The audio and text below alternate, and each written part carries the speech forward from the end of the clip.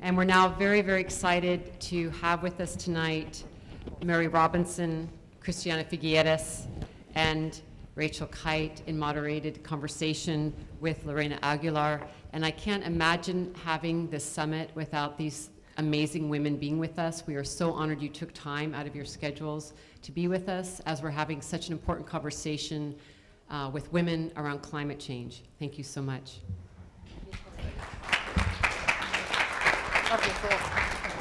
¿Cómo querés que nos sentemos? Las tres acá y yo. Madame, no, after you.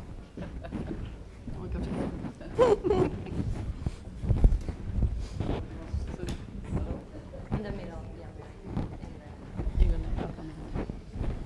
Okay. Well, thank you very much, Sylvia.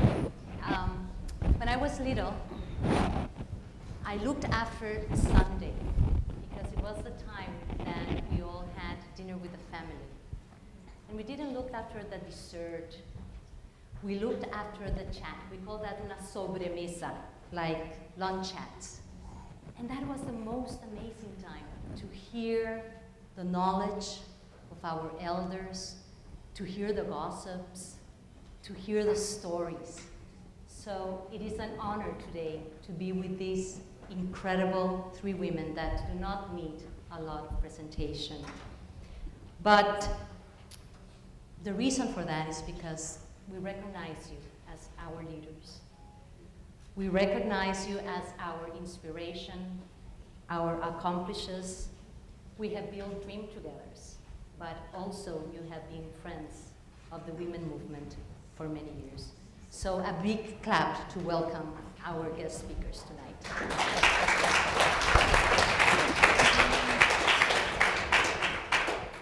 So we're going to start a little bit personal about the reason why you embraced gender in climate change. Was there an aha moment in your lives that make you think, oh my goodness, gender does make a change when we're talking about environmental issues, especially climate? So Rachel, so we know each other. So what was your aha moment, or when did you start embracing this? You know, good evening, everybody. I'm very pleased to be here. I was an activist on environmental themes in Europe when I was as a youth activist, and in the run-up to the Earth Summit, so in 1989-90, I was very active in the European dialogue around the health of the environment. Environment being understood not only as the thing that bound East and Western Europe together, because any pollution that went up one side affected the other. I mean, there was no iron curtain as far as acid rain was concerned. But I hadn't really thought about the gender dimension at all until this rather brusque New Yorker with a very big hat called Bella Abzug barged up to me in a press conference in Norway and said, are you a woman? And I was so taken aback, I didn't quite know how to respond, and I'm like, well, yes. And she says, well, why aren't you working with women? Women have a truth to them, and you better tap into it. And so that was sort of the end of that conversation. I was in the middle of a press conference, and I went away, and then about 6 weeks later, and I'd actually got pneumonia, and 6 weeks later a ticket arrived, an airplane ticket to New York, arrived at my office with no explanation. It was just a ticket. Nobody in my office knew what it was. I didn't know what it was. And then a fax arrived saying, you've got to come to New York to this meeting. We're going to bring women together. And it went on from there. And then it was really in Rio, in Planeta Femmea, when you had women from all around the world, regardless of what was being negotiated, just finding this incredible power of what happens when women lead. And that was really the moment that I realized that was where I belonged to. And Mary? I think it's because I came to the climate issue from a human rights perspective. And I've been very interested in women's empowerment and women addressing issues, because a lot of the human rights violations affect women particularly. But when you think about climate and you think about the climate shocks that undermine the ability to put food on the table. And so the gender dimensions became very obvious. And I was struck by the fact that they weren't being brought out in some of the programs, even more recently in the Scale Up Nutrition Initiative.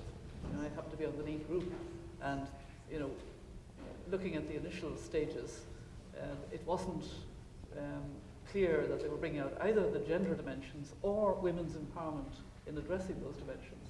And so it was good to be able to point this out pretty bluntly, again, in the language. You know, it's absolutely key, women's role in being at the coalface of what's happening and having to cope and learn and use traditional methods sometimes. I'm sure you've been talking about this with Indigenous groups, the knowledge, the resilience of local communities. My foundation, the Mary Robinson Foundation Climate Justice, had a conference last April in Dublin while Ireland had the EU presidency on hunger, nutrition, climate justice. And Rachel, you were at that conference, and we had over 100 people who were experts because they actually cope daily with the severe impacts of climate and still make their communities work, you know, do the fight back.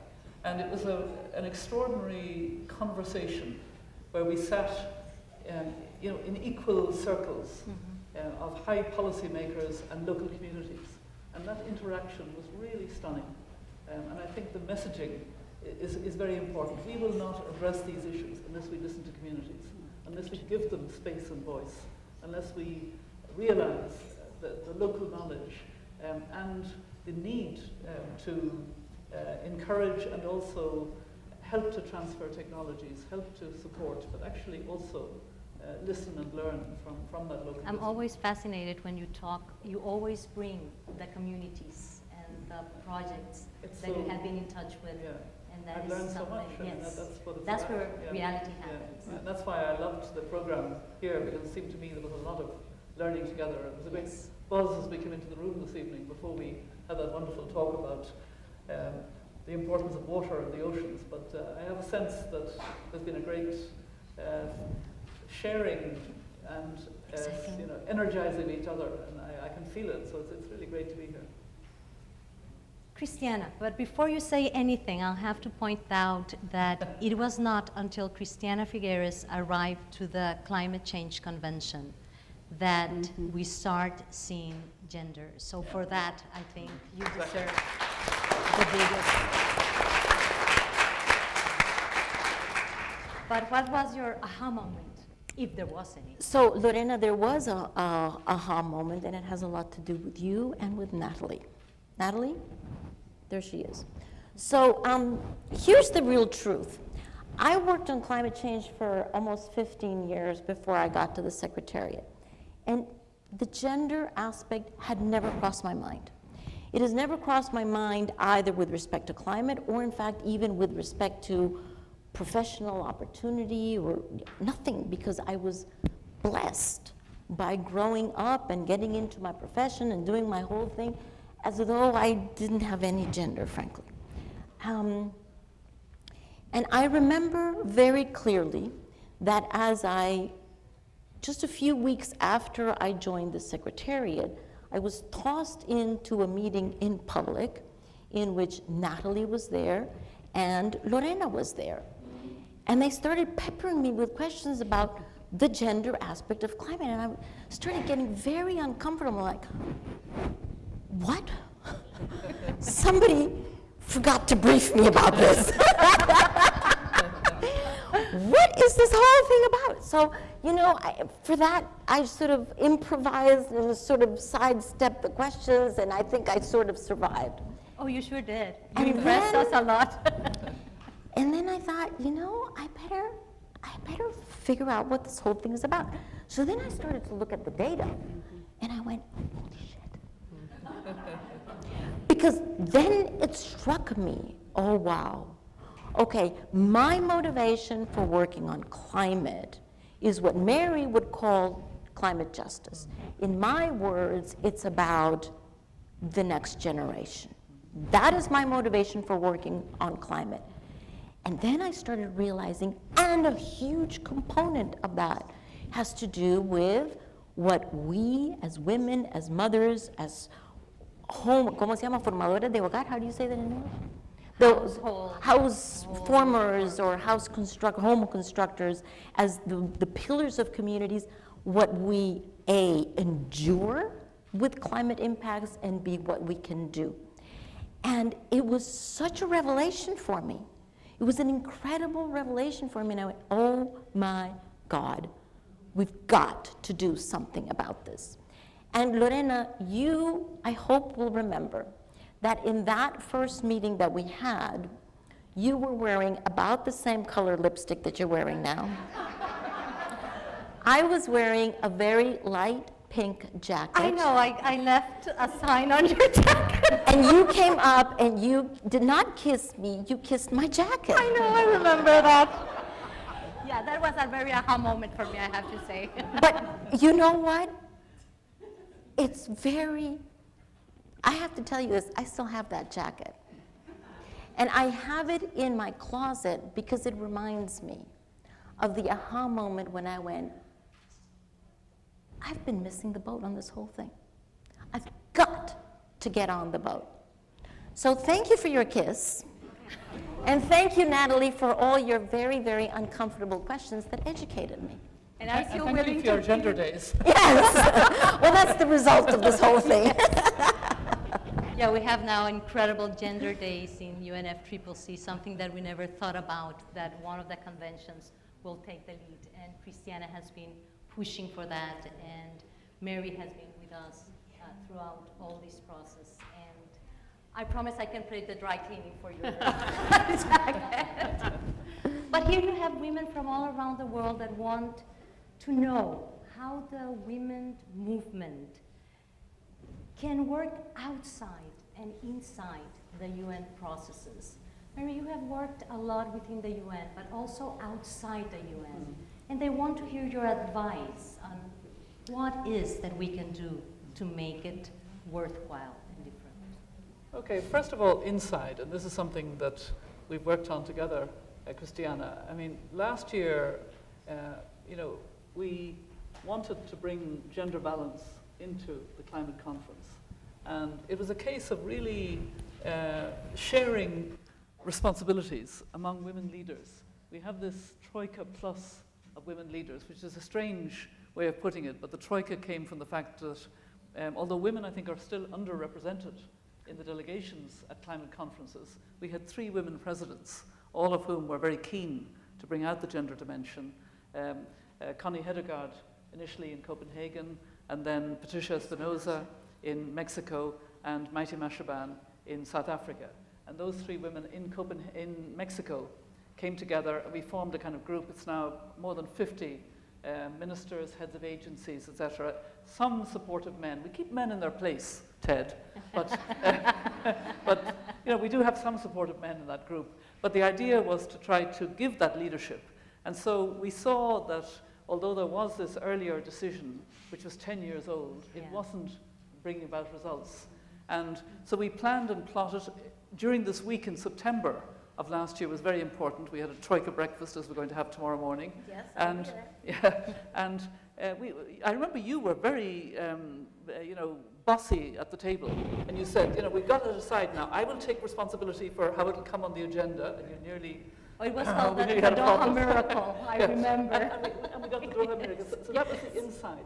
I think on the outside, it's the learning I've had. I mean, there's a wonderful group of climate champions in Kenya, and somebody who's become quite a friend of my foundation and myself on that has really put together an extraordinary group who are championing climate from a gender perspective in Kenya, and insisting that this will be something that will really be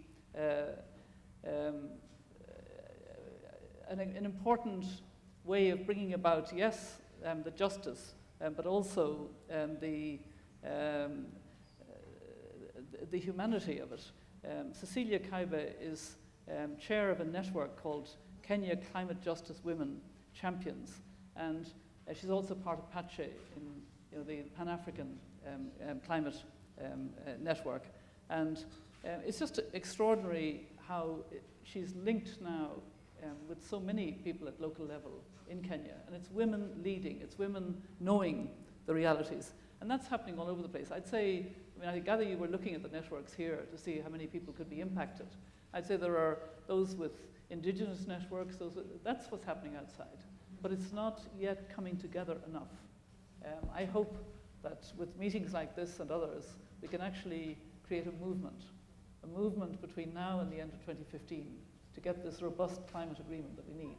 And that we pool together in a way that brings out the strengths from top down and bottom up, inside with Christiana at the helm, and outside, because we need both. Rachel, you have been part of the women movement, as you said, for many years. You have thought strategically on how to do it. What would be the advice for a lot of us women that are trying to build on the movement, tactics, little insights that you can give us? Well, I mean, the thing that the movement has that few other movements have and few other groups have is a ferocity in its righteous indignation, which when channeled can move immovable objects. I mean, this movement has, on behalf of women of every background, of every caste and character, just knocked down obstacle after obstacle after obstacle in the last sort of 2 generations. It's a phenomena. So we know that when we do that, when we come together, we have something truly irresistible. And so what I think really works is when we are able to twin the irresistibility of women's voices when they come together from every possible background with a real discipline about what it is that we want. And then there I think there is room for women to be on the outside, describing the issue, the way Sylvia just did beautifully around the ocean's perspective, right? To bring the sort of truth down into human terms, the reality of climate change in one woman's life. I mean, I think that the picture painting through storytelling is very, very important. But then on the other hand, it's about being in the room, as Mary and Christiana have proven. It matters who's in the room. It matters who's on the delegation. It matters as people I used to work for used to say, is it a woman's woman or is it a woman? I mean, it matters that we educate other women about what the issues are. And then it matters that our evidence and that our data and our arguments are without question. Because when we get into halls of power and corridors which are not so used to that irresistible nature, then you're going to get questioned. Do you have your numbers right? Do you have your data right? Where's your examples? Where's your proof, etc.? And you have to be able to marshal arguments in traditional ways and in different ways in order to make the argument. In that sense, the report that the bank put out, it's incredibly useful for that data that you're mentioning. And then we have to get our data right. So you led that process of developing that precisely for that reason. And I think that it's a document that we should all consult and use. It's one of the strongest documents that has been produced. I'm constantly surprised by the data. I mean, you should never believe that you know it all, because I was looking at the data on disasters and on natural disasters, and I was, and once you start asking different questions of the data, it tells you very different stories.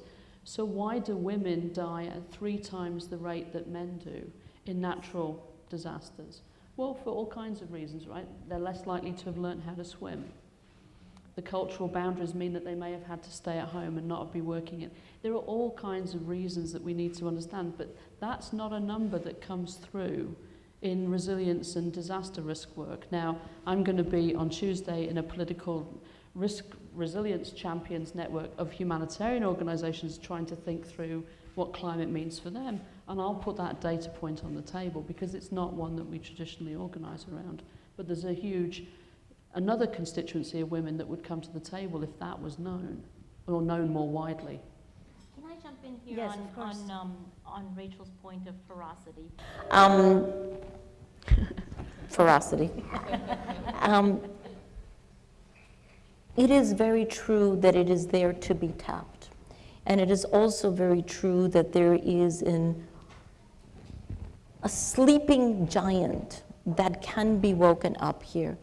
But frankly, it's got to be woken up, okay? The women's movement is not focused on climate. Sure. We're just not. That's right. It's true.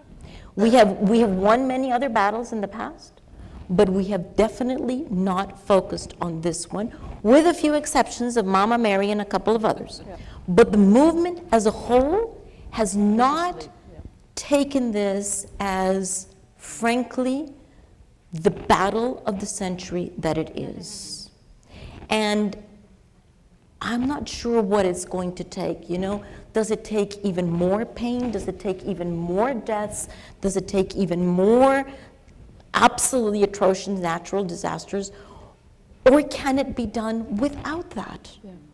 But it does seem to me, and I am hoping that this summit, thank you very much for Osprey and Sally for having put this together, honestly, because I am hoping that this truly is the beginning of a ferocious movement that says, God damn it, I am not going to take no for an answer. We are not going to take no for an answer. We are going to solve this because there is no other option.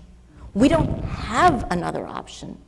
Our children absolutely have no other option. So where is this ferocity? We've got to bring this out and we've got to focus it. Definitely, and sometimes this ferocity is lacking because there is not enough knowledge. We work a lot at country level, and when we work with the ministries of women affairs, they lack the knowledge of climate change. They don't see the connections. So I think that the women movement needs, as we have been saying in the past 2 days, make those connections and help women organizations at the national level and international level to put climate change in their agenda as a priority. It's a human rights issue. It's an issue of justice. Yeah. And that has to be into the discourse. And that is lacking. I think you're right. I think if it's so much of a specialist science issue, an issue that only experts know about in this strange conference that has a language of its own. Nobody understands. Nobody understands. And I think it has to be I hope you do. very people-centered, women-centered, justice. And justice starts with the injustice of the fact that the worst impacts of climate are felt by the poorest countries and communities who are the least responsible. They're not responsible for greenhouse gas emissions. But it's also affecting food security, affecting families and communities. And I think there is the intergenerational justice. Yeah. I think women, because of our nurturing role, we think as mothers, as grandmothers of future generations. And that is becoming more and more evident, that the decisions we take now are going to have a huge impact, positively or negatively, on the next generation. I mean, quite often now when I speak, I make it personal. I talk about, my 4 grandchildren who'll be in their 40s in 2050, who'll share the world with 9 billion people. And I care about that whole world in that sense. And I say to myself, what will they say about us? Yeah. Because we have the opportunity, and that's, I often think of that phrase in Martin Luther King's dream speech, I have a dream, the fierce urgency of now. Right. The fierce urgency of now. That's what we have to think about. So we have an opportunity between now and the end of 2015 to have the agenda of Sustainable Development Goals, the post-2015 agenda, and the robust climate agreement that sets the parameters. And that's why, sometimes when you want to sort of get people to buy into something, to start a move, you need the context. The context is there now. We have these 2 huge agendas, and somehow we have to awake that sleeping female giant and get her to become part of a huge movement with young people, with the business community that cares, which is, you know, a business community that's becoming more and more aware of But these don't you issues. find out that sometimes when we try to bring this gender into climate change, we tend to portray women like the vulnerable and the victim. And I think in order to have this strength, we cannot portray ourselves No, only. absolutely not. So, what do you think about that, Christiana? Lorena, I thought, you know, after 3 days that you've all been discussing this issue in all different sectors from all different perspectives, I thought the three of us are going to get up here and what can we say that is new, right? So I thought, okay, a picture is better than 1,000 words. That's the surprise that you were talking about.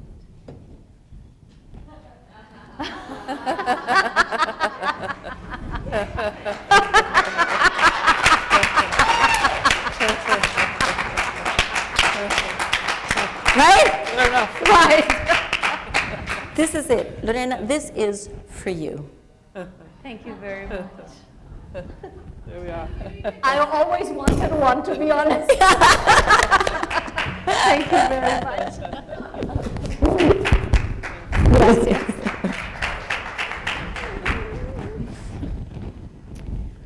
Can I go back? Yes, Sorry, please, just go. after We the can do it. presentation, after the presentation.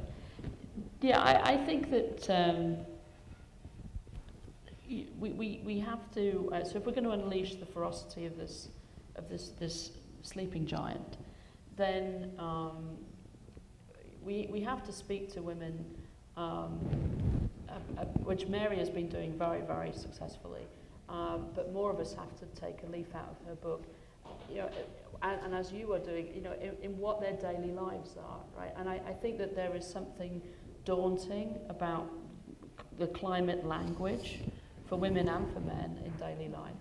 And I think we've done, we being those who've worked on climate change, you know, a really quite awful job at communicating this. So I was very struck, for those of you who live in the US or were here in this country on Friday. You know, it was Friday, so it's a slow news day. So the Environment Protection Agency slips out its new pollution control regime for GHG emissions.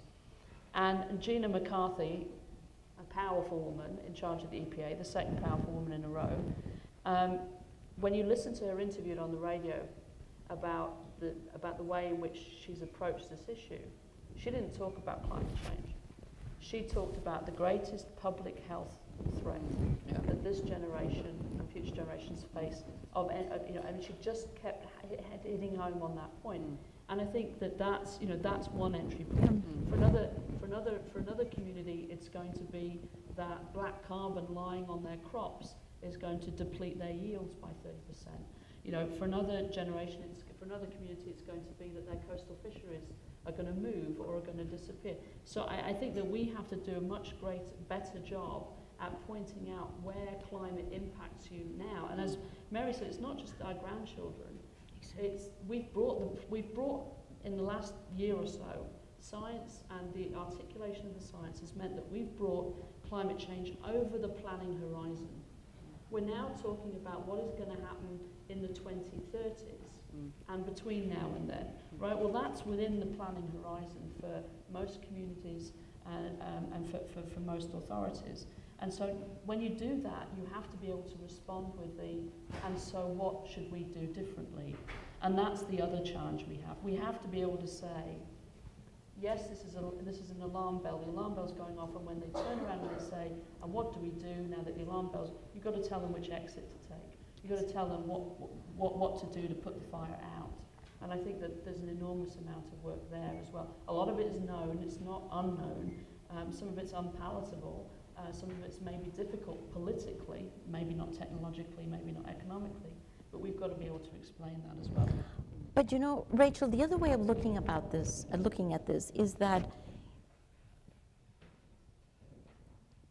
the challenge here is so overwhelming that the default reaction is to fall into paralysis. I can't do anything about it. It's too complicated. What can I do as an individual? Stick my head into the sand, right? So I have actually come around to think the entry point is not as compelling if you go into the doom and gloom scenarios.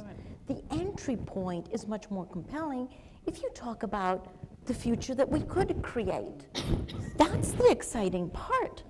Right now, we have 50% of all women, so that's 1 out of every 2 of us, around the world cooking on open fires.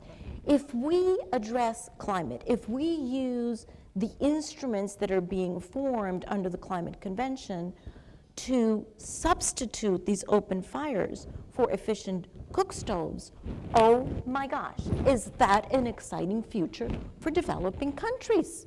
Because then you don't no longer have all of the pulmonary diseases, you don't have the babies crawling into the fire, and you don't have these women walking 3, 4, 5, 6 hours a day to go and get firewood and cause deforestation.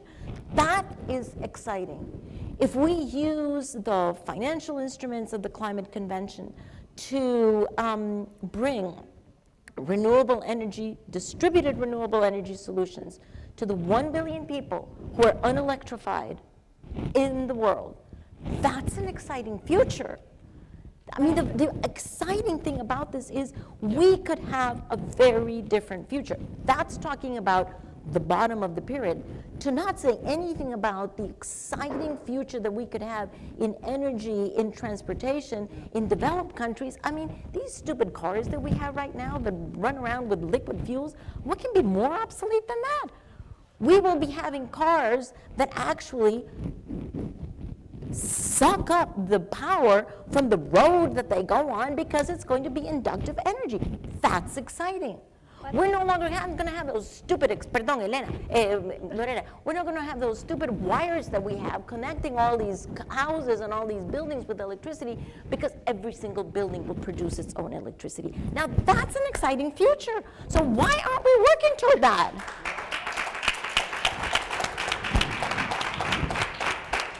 But you mentioned the financial mechanisms, and both of you lead processes that have impact on the financial mechanisms.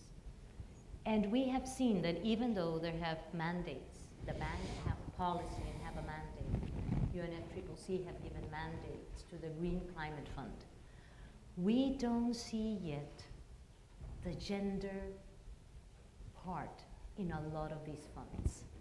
How do we shake this? Because, I mean, we have to put the money where our mouth is. If we're saying 50%, we can do it, we're there, we're the power, how can we make it happen? Because we have been able to put it in the agenda. We have been talking about equality and parity, but the financial mechanisms, where the money is, where it makes the difference, where we're putting the investments. How do we do it? Because they're not listening to us a lot. No, but I also think that those of us who are right there are not raising our voices hard enough, right? So the Green Climate Fund, to just talk about that, it certainly is in its incipient stages yet, and it hopefully will be open for capitalization next year. It is now being supported from a secretariat run by a woman. But where is the board? It's the board that decides the policies, right? So we should be lobbying those men and women on the board. They put gender as other business. Oh, you told me that. Green Climate Fund. And we're very upset about that because we're not other business. We're a major business. And it should not be. But I also think, I mean, I agree with that, but I also think that, you know, following on what Christiana was saying about the potential of low-carbon economies, the potential for jobs, the potential for a much better lifestyle. We need transformative leadership, including, you know, really addressing subsidies for fossil fuels, addressing the triggers that we need, a price on carbon, the kind of the way in which we change very dramatically from the failed financial system that we have at the moment, that is not addressing these issues. And I mean, the IEA has said that 2/3 of the fossil fuel has to stay in the ground. That's extraordinarily challenging, but in a very good way. Yes. I mean, you can say, yes, but what about poor developing countries that find oil or gas? You know, very often it's actually a curse if they have the transformative technologies and don't have to go through the fossil fuel cycle, it would be much better. So, you know, we really need to be, as women, not just talking about gender in a more traditional way, No. but insisting upon a transformative leadership. And you know, I'm very conscious of this because I've been working with a group. My foundation is linking with the World Resources Institute. We have a high-level advisory committee that's going to launch a climate justice declaration tomorrow, which makes these points and talks in very clear terms. It's a kind of leadership declaration. And I hope it'll start at least a debate about what pension funds should be investing in. You know, let's get real. We know we have to change. The World Bank has to change very significantly.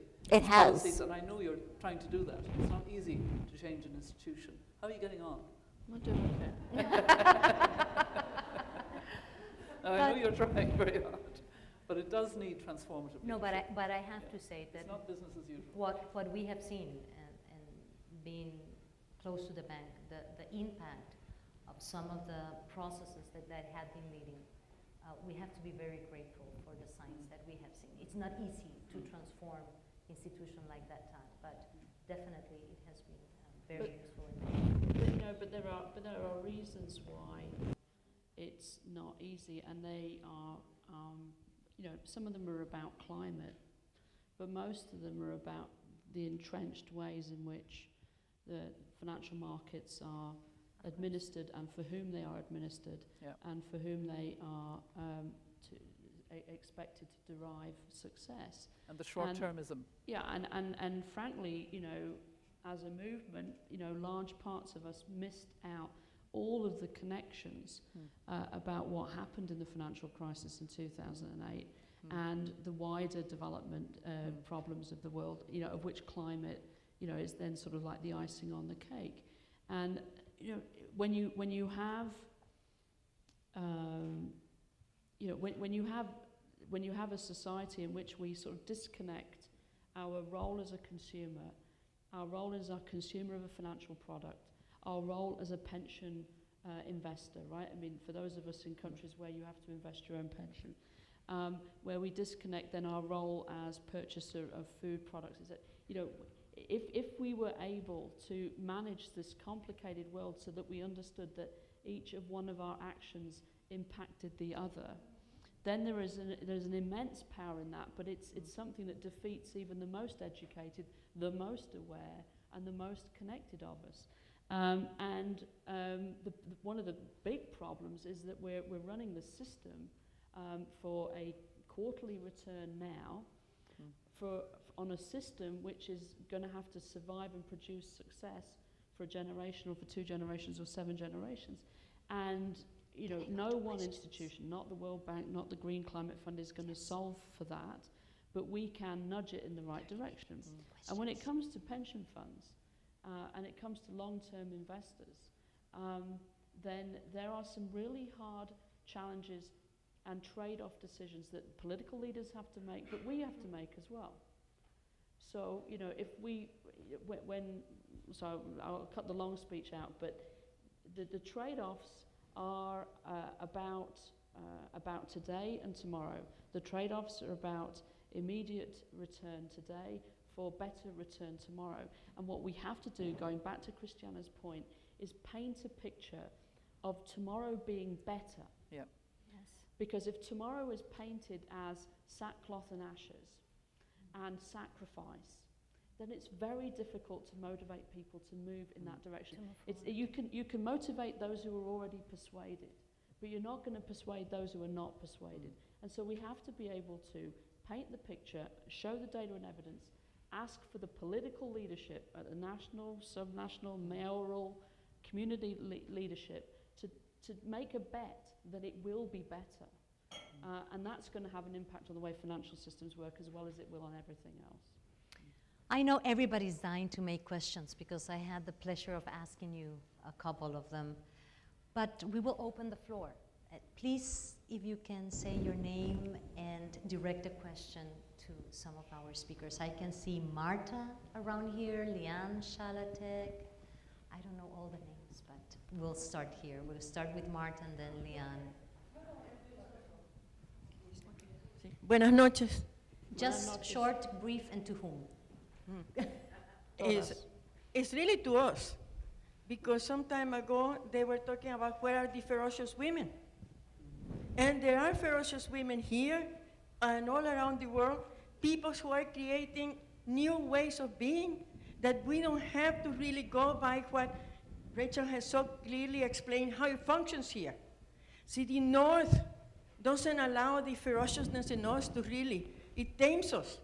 And then we watch, and then we have to be very careful with little baby feet, you know? But in South America, people are creating great things. And we're talking about the bien vivir and the ver vivir is collective kind of thinking, you know, transforming societies and doing the inclusive ways. So I am going to encourage you, where are you ferocious women? Now. Leanne, we're going to take 3 or 4 questions. Christiana, hi.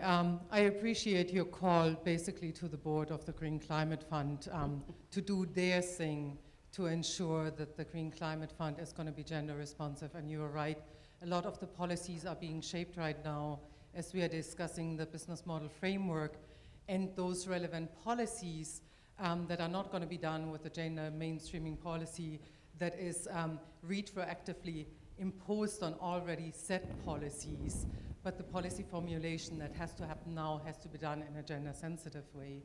And while unfortunately gender at the next board meeting is only under other business, we are driving and we are forcing on hoping that there will be a gender decision, including one that asks for the preparation of a paper on a gender mainstreaming policy to kind of force decision-making in the board.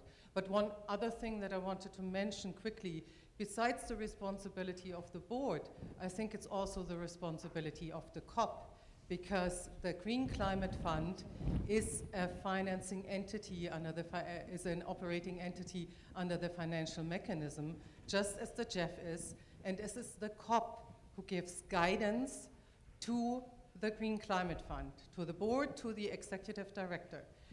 At the moment, it's mostly done because that relationship hasn't really been defined and codified. They are in the process of doing that by probably doing yearly reports, similar to what is happening with the GEF.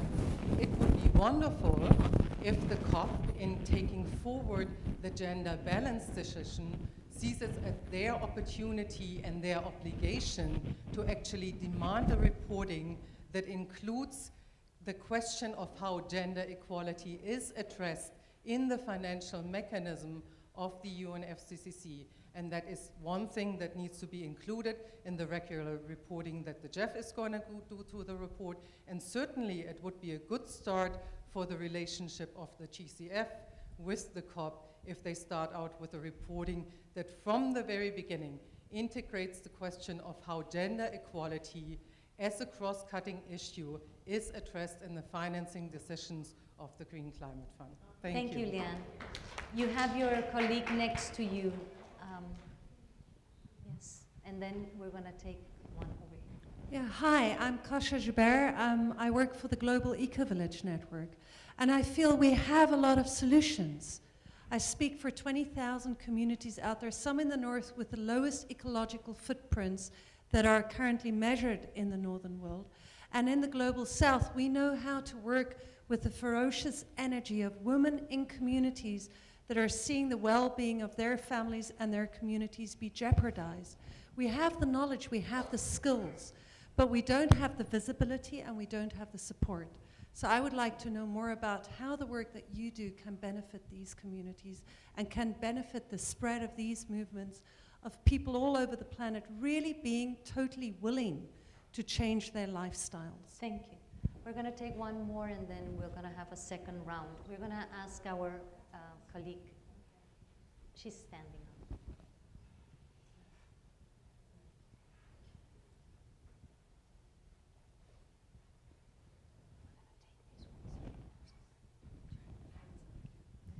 Hi, I'm Trish Glazebrook, Gender CC, and also the University of North Texas. I want to look at you, and I'm being told I need to look at the camera.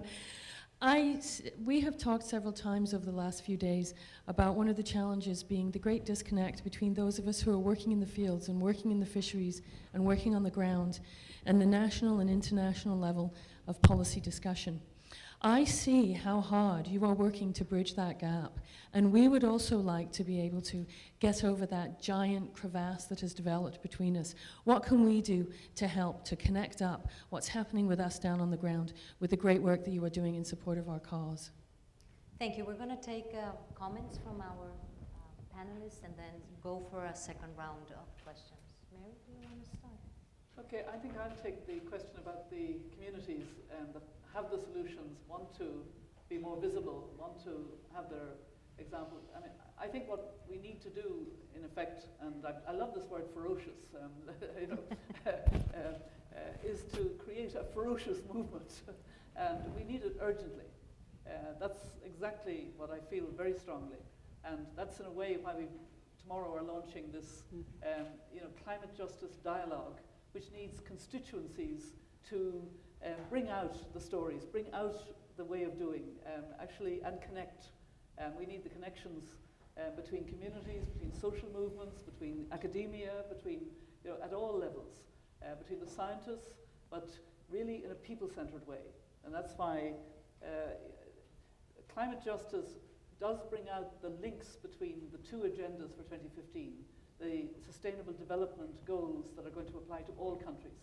Because when you start talking about Sustainable Development Goals, you have to recognize that climate change is undermining the development chances of so many communities and forcing them into resilience patterns of coping with the fact that they don't know when the rainy season is going to come, that there's far more drought, that there's flash flooding, that they don't have insurance, that all of these things, and that women are much more affected.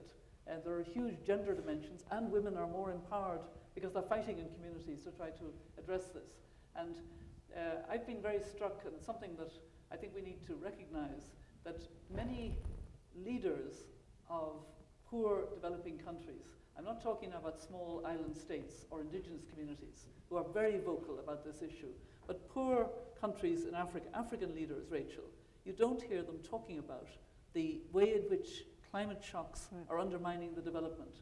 There's almost a sense of pride in not talking about it, because Africa should be, you know, on the move and with 5%. It's a very masculine way also. Yeah, and so we've got to break through that and say, you've got to know about it, so that in talking about Sustainable Development Goals, we factor in the fact that climate shocks are already causing more difficulty in developing, and that therefore we desperately need a robust, fair climate agreement to set the parameters and the responsibility. And so that's the agenda, and it's an agenda that requires a movement. And I would love to see more visibility for your communities, because that's the stories and the voice and the experience that we need. Christiana.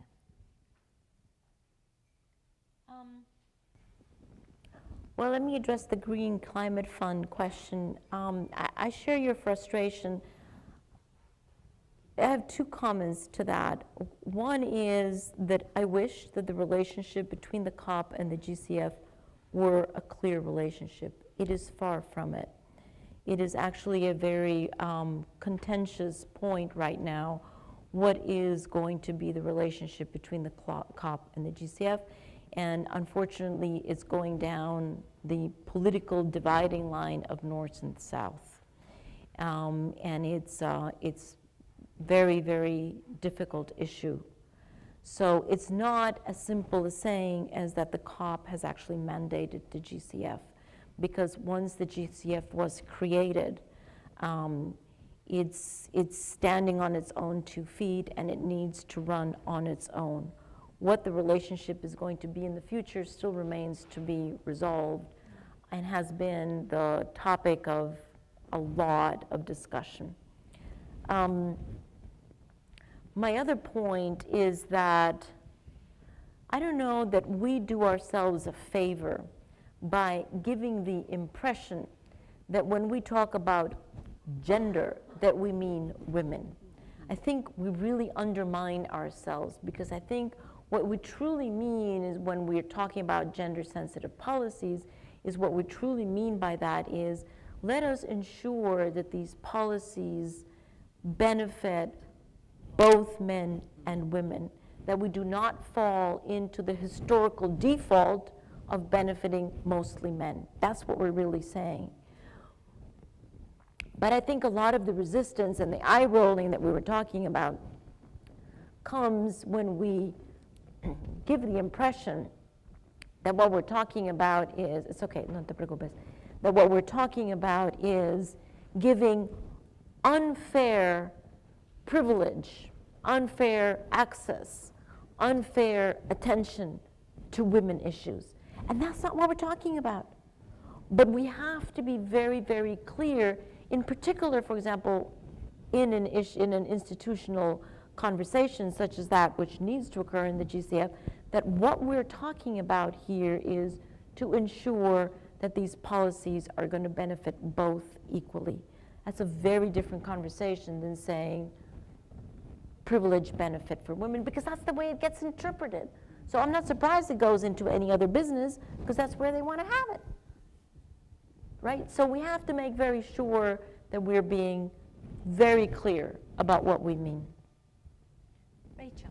So I'd like to link the GCF conversation to the question from North Texas, did you say? Yeah, there you go. It didn't sound very North Texas, but anyway. So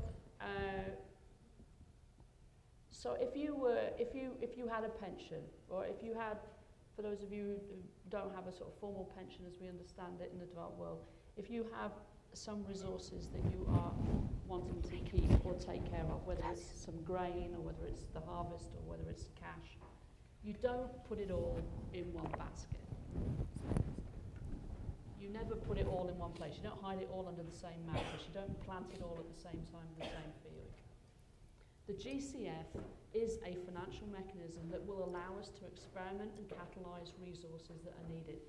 But if it is the pension fund, it is not the pension fund for the planet. The pension fund for the planet should be many other different investment strategies alongside, led by the GCF, but we can't put all our eggs in that basket, which brings me back to you, which is that God forbid that all of the wonder and the energy and the ferocity of grassroots activists and the networks that you represent, all 118 million women that you could reach, would start worrying about the GCF or about the climate investment funds or about my committees or my existential angst in the World Bank. What you need to do is to make it absolutely clear for every elected political leader, whether it's a mayor or whether it's a national leader, that you form a constituency, that we as women form a constituency that is demanding change. That means that you do think that carbon taxes make sense, and that you are informed enough to believe that they are much preferable over what we tax at the moment. If a tax is not possible, you do believe that there is some kind of market-based system available in your country that can be equitable, but which can bring us closer to a carbon price at any given moment in time, quicker than what is happening at the moment. And that you're up for it, because you understand, and that you will not be fobbed off by some politician telling you that a fossil fuel subsidy is going to make you any better off in the long run, because it's not making you better off in the short run either.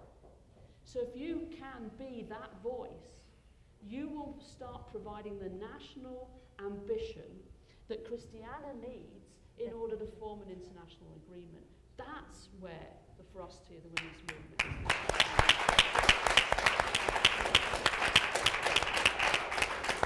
We'll have two last questions and then we have to close. So, yes, please. Thank you.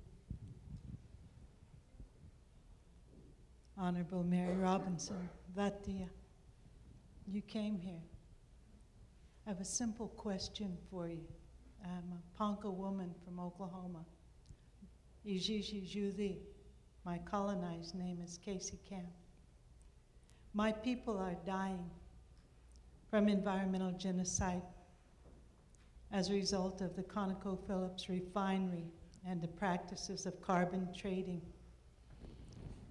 and the fact that TransCanada has brought Keystone and 1,000 other types of things under the earth and through our waters and filling our airs.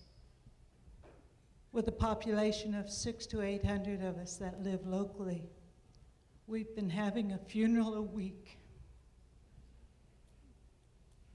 My question is simple. Do you see this as a human rights violation, as all of the natural laws have been broken and we've tried to live within their parameters for generations? We have no other place to go but our home here on Mother Earth.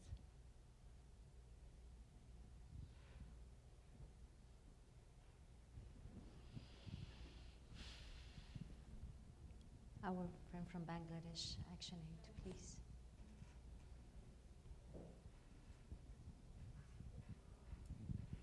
Thank you. It was great listening to all of you, as usual. Two questions, one on a micro level, one on a macro level. The micro level question is, all the UN agencies have for 2 decades have had gender and gender-related programs, interventions in there and supporting national government. But even to this day, I do not see one UN agency talking to the other. There is a whole process of 2015 and sustainable development. We're talking about resilience and DRR within the UN framework, and we're talking about, we still haven't achieved CEDAW in many countries, we still haven't done women's equal, under the political and economic. So do you see that this will be an opportunity to bring, are you convinced this will be an opportunity to bring at least the different agencies and the arms of the UN to talk to each other, and that would give a boost to this gender policies in gender dimension in climate negotiation. My macro question is that we have done studies. I'm from Bangladesh, I'm with ActionAid, and globally ActionAid has done a study, and we have seen if corporates would stop evading taxes, the amount of money that would come into national ports would no longer require the demand for aid. It would really bring that down. So we often hear climate funds, all these different mechanisms saying, we don't have the money, we haven't seen real transfer of money into this. The 0.8 commitment has not happened. Well, let's take up the campaign to get the corporates to pay the taxes they are supposed to pay and not evade. Stop the tax havens, and let's contribute that towards climate programs and addressing climate issues. Thank you. So we're going to start by Rachel and finish with Mary because we started the other way Sure. around. Yeah, money is not the problem. There's plenty of money around. It's about taking capital and directing it towards things which will build a more sustainable and equitable future. And that means finding the capital where it is, releasing it. It means creating the mechanisms that allow it to be transferred, and then it means directing it towards things that will really make the kind of impact that you want them to have, and that means knowing when you're going to get emissions reductions as a result of a development program or a health program or whatever. So I think a lot of the underpinnings of that are coming into place. They weren't there a few years ago, but fundamentally you're right, money's not the problem. The problem is the political audacity that it will take to make a decision that will be better for more people in the long run versus the short-term political cycle that many people who have to make that decision are based upon. And that's at both the corporate level and at the elected political level, and then in each of our institutions. And I think that, I spoke at the beginning about the discipline that we will need to exhibit in order to not take our eye off the prize. One of the reasons why I work where I do is that after I'd worked for Bella Abzug, I went to work for a woman called Joan Dunlop. And I worked in the areas of sexual and reproductive health and rights for a number of years. And she said to me, never take your eye off the money and always understand where the money is and where the money comes from and who makes decisions about the money. And I think that, that's not an unuseful discipline at this particular moment in time. Christiane. I do fundamentally believe that the battle on climate is the ultimate human rights battle. I don't think there is any other battle that humanity has ever faced that is more profoundly compelling on human rights. And the problem is that it's not only a human rights battle. It's got to be an energy transformation. It's got to be an economics transformation. It's got to be a resource transformation. It's got to be a behavioral transformation. It's an attitudinal transformation. It is such a huge revolution. We think the Industrial Revolution, which is a huge revolution, it ain't nothing compared to what we are facing now. Ultimately, it's about human rights. But in order to get the human rights piece correct, we have to make a huge, huge, huge transformation in many, many other human endeavors. And that's why this is so complicated. If it were easy, we would have done it a long time ago. And because it's not a but, we don't have another option. We have to do it. So we cannot hide behind it's too complex. It is complex, but it's here. And I don't believe that we were given any challenge in our personal or in our societal life. We're not given a challenge that we cannot rise up to if we just have the guts to do it. So we just have to do it. But yes, fundamentally, it is a human rights battle. I agree 100% with that, absolutely 100%. And that's why this meeting is important, the opportunity to share, to learn, to energize each other, to be together with this. You know, it really is the most important issue. And it's fundamentally a human rights issue, but we need transformative leadership. We need to link, to make the connections, to connect the dots. But I do want to answer the question, the specific question asked in a very deep way about, from the woman from Oklahoma, about people dying because of what is happening. The Human Rights Council has recognized that climate change has negative impacts on human rights. It is a human rights issue. It's sometimes hard to prove the causation. Obviously, I don't know the precise details of the situation that you're describing, but it's clearly a very serious one. While you were speaking, what was going through my mind was the idea of empathy. Do I understand, you asked me. I understand particularly because of an earlier empathy shown by the Choctaw people to my people. And I think it's just worth thinking about this, the links that can be made because of our humanity. The Irish people suffered a terrible potato famine in the middle of the 19th century. It started in 1845 when the potato crop failed because actually of a disease from Latin America, believe it. And because the peasants ate potatoes as their stable diet, and they ate very little else, and they used other crops to pay the rent. And we were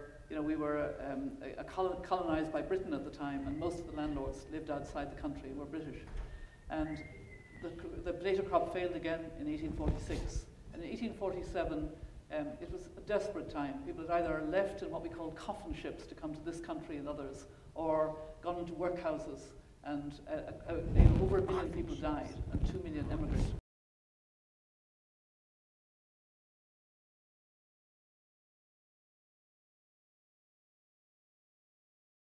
About an island far away where people were dying because the stable crop had failed for the third year.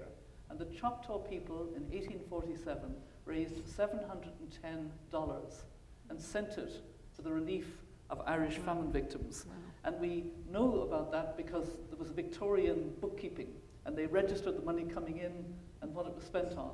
And as President of Ireland in 1997, 150 years later, I had the honor of going to Oklahoma to thank the Choctaw people. And I kind of later, as High Commissioner, used that story to say that's a connection that is at the heart of our humanity. The connection, you know, no gain, no association particularly, except the pure humanity. So we should care about the concerns of your community, and we should care. It's at the heart of human rights, but it's also part of, I think, why we can gather a ferociousness, a strength together. That this is happening to communities all over the world.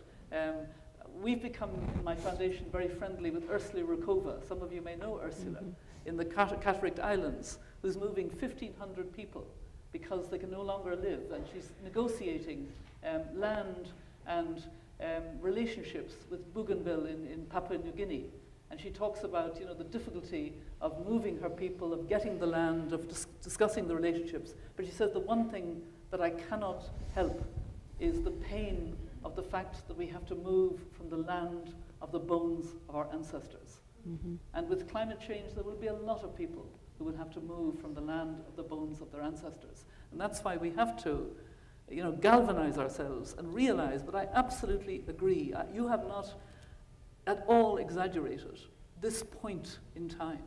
We happen to be living in a point in time where we have a huge human rights justice issue, but also a time for transformative leadership and transformative change. And it is an opportunity for women, because we live these issues. We live them in trying to provide food security, in trying to address in communities, and we can link together. And so I hope that this particular two-day meeting will help to, you know, lift the issue and make it one where we imagine a good future. As Christiana said, this is not about doom and gloom. It's about imagining a better future that is people-centered and just and fair.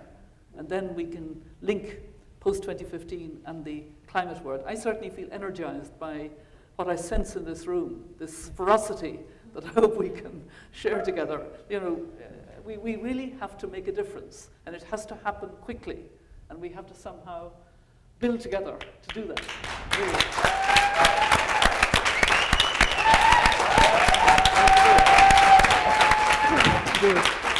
What an honor, huh? Thank you very, very much. Thank you.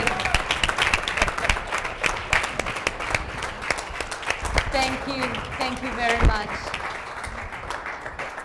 Thank you, Rachel. Thank you, Christiana. Thank you, Mary. There you have the Amazons. And you know what? We can do it.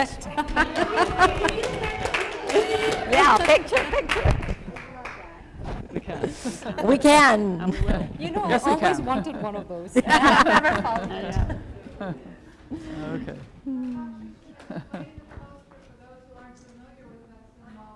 Oh, we will. I think it explains itself, doesn't it? Now, we also have a surprise. Osfi, Sally, on behalf of the women that you brought here, you built this dream, and we have no other way to thank you than by offering something from Mother Earth on behalf of the board, on behalf of the staff. Thank you so much. Thank you. Yay! Thank you. They have been working for 2 years to be able to bring these wonderful people, these incredible leaders to you, to be your force for the future generations. We thank you dearly. Woo!